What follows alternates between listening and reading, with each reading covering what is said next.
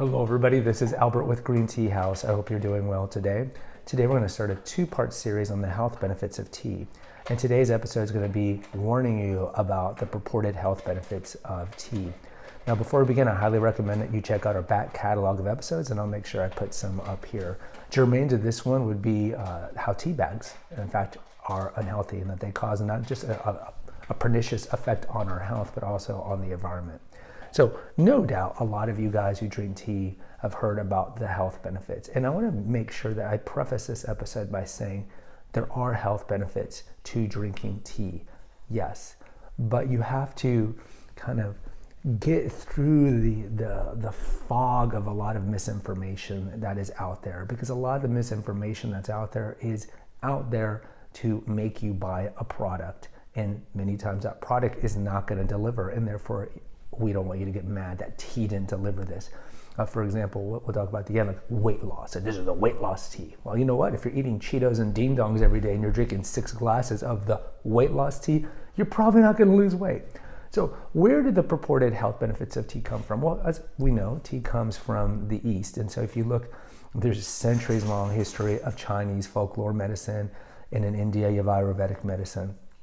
And so over there, it is well known the effects of, let's say, botanical science, or what we would call herbal medicine. Over here in the West, it'd be kind of the realm of naturopathy and holistic health. So in that area of the world, it's been known for some time the benefits of tea. Now, I've talked about before in the history of tea episode, and I'll make sure I put a banner up here, that when tea came to the West in the 1700s mostly by the Dutch and the Portuguese, it was sold at apothecaries as a health tonic, as a healthy drink. It didn't become like a social beverage really into the late 1700s, with the British really ushering in the English tea, the breakfast tea, and things like that.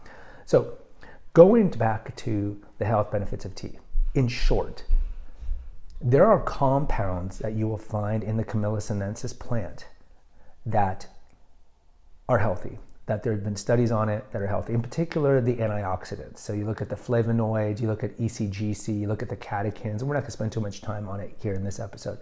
But these are things that fight against free radical damage. Free radical damage is damage that is done on a cellular level in our body every day.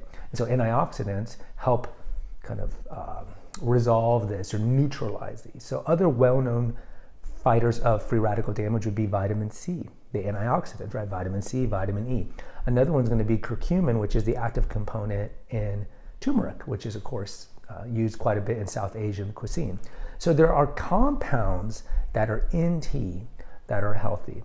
And yes, there are studies, mostly coming out of the East, that talk about the benefits of drinking tea. And we'll talk about in part 2, what are like the top 3 types or categories of tea that are healthiest for you to consume.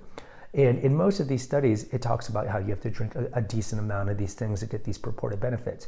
But the thing is this, guys, tea isn't going to make you healthy. Tea itself, in itself, is not going to make you healthy. Tea can be part of a plan to make you healthy, along with proper sleep, proper exercise, and proper diet. And the issue today is that we have this instant gratification, pop a pill world. Just think of Ozempic, the injection for weight loss.